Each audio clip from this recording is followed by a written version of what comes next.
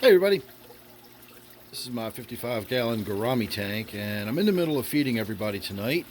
And I've gone around and done my initial feeding, and now I'm back around the second time, and I'm going to do all my feeding for all the sinking food that goes to the bottom. And the hopes are that my big Striped Raphael catfish that we can see down there on the bottom,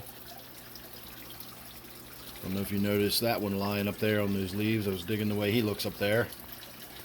But the hopes are that the Striped Raphael catfish that is down here will come out and make an appearance. And then, of course, I've got these dojo loaches down here that I'm hoping will come out. I do believe the one, yep, there he is. I was going to say the one that I call Spot, I think it actually lives down in this section of the tank now.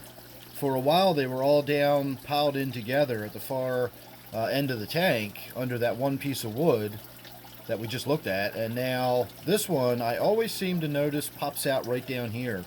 Maybe it's figured out that this is the end of the tank that the food always goes in.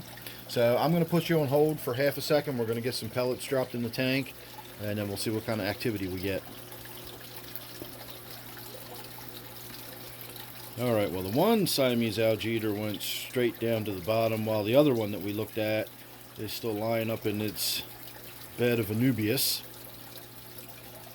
But it shouldn't take too long for the Raphael to smell the food in the tank, so if it's going to come out, it'll happen within the next minute or two. It's a little earlier than I normally feed everybody, so I don't think the fish know what's going on entirely. But some of the more active fish don't care what time of day it is. Whenever I throw food in there, they're on it. Normally the tanks get fed not too long before the lights go out, maybe an hour before they go out.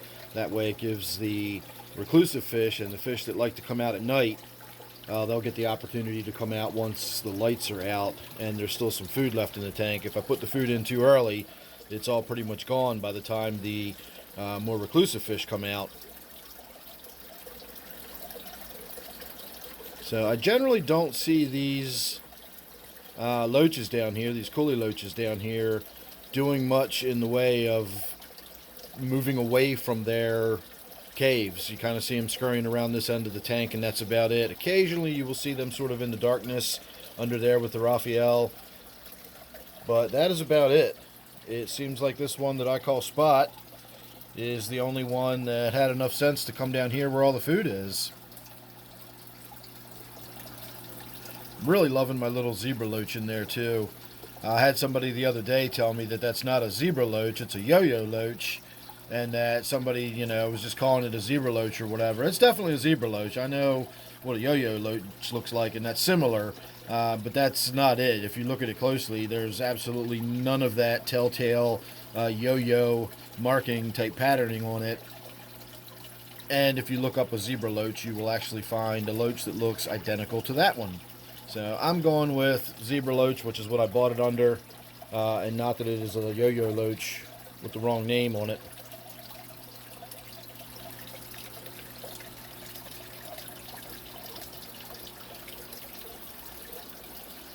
I also like the way my skirt tetras school around in this tank. So I'm guessing my Raphael's not going to come out and do its thing. It's just going to stay in there. Again, it's early. And there's also, some guy standing in front of the tank shouting at it, so that's probably keeping him a little reluctant and a little cautious too. Although you would think after all the years I've had that fish that it would be used to me standing in front of the tank by now.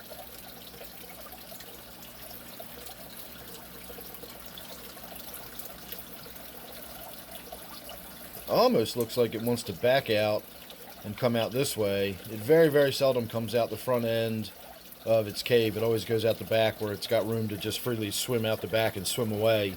I know it looks like it's really cooped up in there and in a really small area, but it's not at all. It's got plenty of room to come in there, and it can even come out the front. Like I said, if it turns around and comes out, it has to come out a little bit off to the side here. It obviously can't come out and go this way. It has to come out and go up and over, but it does have plenty of room in there. I just wish it would come out of there and give us a good look at it. But apparently it's not going to.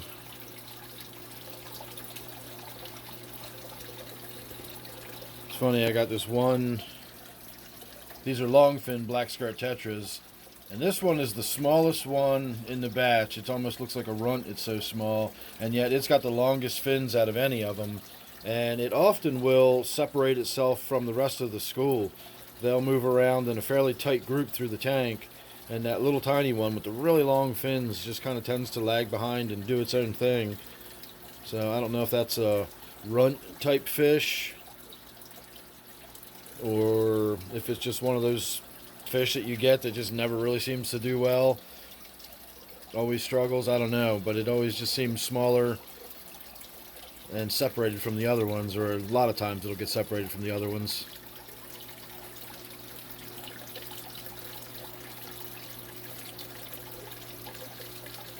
Alright everybody, I'm going to call that good, and we'll just call this sort of semi-feeding video of my Gourami tank here. I can't really foresee anything else exciting happening. Lots of activity with the loaches on the bottom. This tank has the most loaches out of any of my tanks. I do have 3 tanks that have loaches in them. And while they are great fish, this is the tank that's got the most loaches and the most variety. And they're certainly the most active. We see them swimming around in this tank all the time. If I can do it without startling them, we can look in here and see my striated, striped loaches, whatever you want to call them. I was told that these were zebra loaches for years.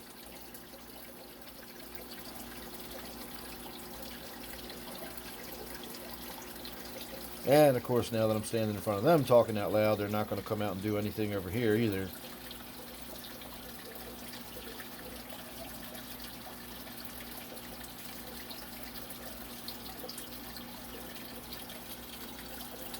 But loaches are just great fish. I really recommend getting them. I was a little intimidated at first because I always read everything about loaches need pristine water, and they're really sensitive to this and they're really sensitive to that, and they're scaleless fish and they need frequent water changes and all that. And I've never treated my loaches any different than I've treated any of my other fish, and they've always been just fine.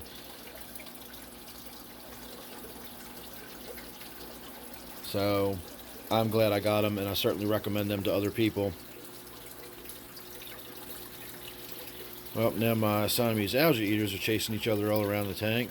This one really wants to seem to just hang out right here in this little hammock made out of Anubias leaves.